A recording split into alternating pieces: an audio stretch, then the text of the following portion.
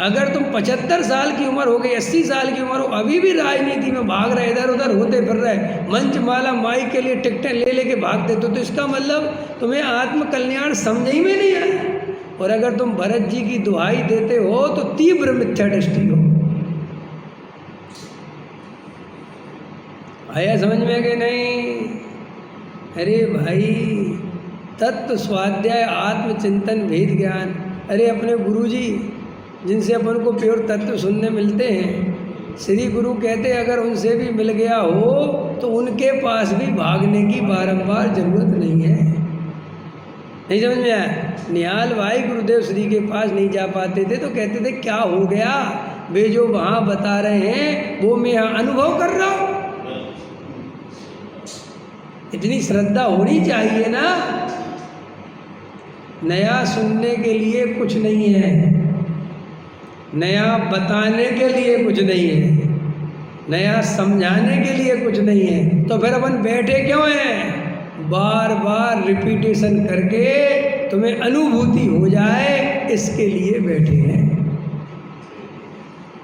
रोज प्रवचन हम कुछ तुम्हें नया बताने के लिए नहीं आते, इसलिए आते हैं कि वो ही बात तुम्हारे चित्त में जाए, ऊर्ध्व होवे, और जो कोई भूल पड़ी हो वो निकल जावे। समझ में आए कि और क्या है?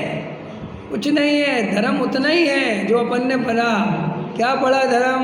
नो कर्म द्रव कर्म भाव कर्म से भिन्न, जो एक ज्ञाता दृष्टा स्वभाव वाला, ज्ञान दर्शन से परिपूर्ण चैतन्य तत्व है, जीव तत्व है, ज्ञायक तत्व है, शुद्धात्मा है, वो मैं हूँ, ऐसी अनुभूति करता रहे, बस इसका नाम धर्म है।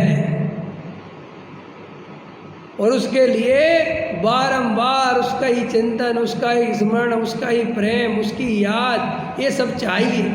और संसार का रस नीरस चाहिए। संसार में सुख की कल्पना जिसको चल रही है वो मिथ्या दृष्टि है, वो सम्यक सन्मुख नहीं हुआ, वो भी संसार सन्मुख है। सम्यक सन्मुख मिथ्या दृष्टि किसे कहना? किसे कहना बोलो?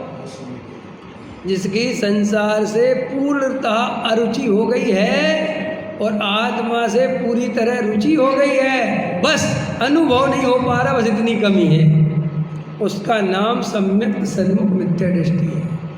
और जो स्वाध्याय सुनने आ रहे हैं, बैठ रहते हैं, लेकिन अंदर में संसार की रुचि पड़ी है, परिग्रह की रुचि पड़ी है, संसार के बाल बच्चों की रुचि पड़ी हुई है, पद प्रतिष्ठा की रुचि पड़ी हुई है, संस्थाओं में पद पाने की रुचि पड़ी हुई है, वे कोई सम्यक सन्मुख मिथ्या दृष्टि नहीं है, चाहे वो 3 टाइम प्रवचन करते हो या सुनते हो।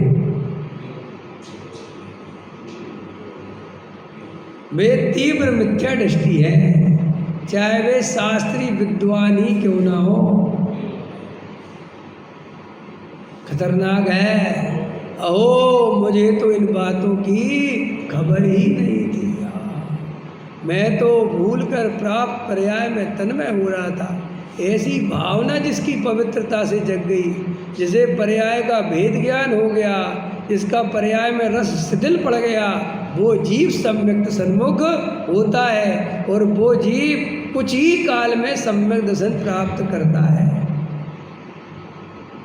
लेकिन जो जीव केवल स्वाध्याय आदि, पूजा पाठ, भक्ति आदि कर्तव्य मानकर करते हैं और जिनको कसाय दुख रूप नहीं लगती, संसार से अरुचि नहीं होती, परद्रव्य से भेद ज्ञान नहीं होता और उन्हें सब अपना मानते हैं, परद्रव्य को कर्ता भोक्ता मानकर चलते हैं, वे जीव तीव्र मिथ्या दृष्टि हैं, वे कोई सम्यक सन्मुख नहीं है।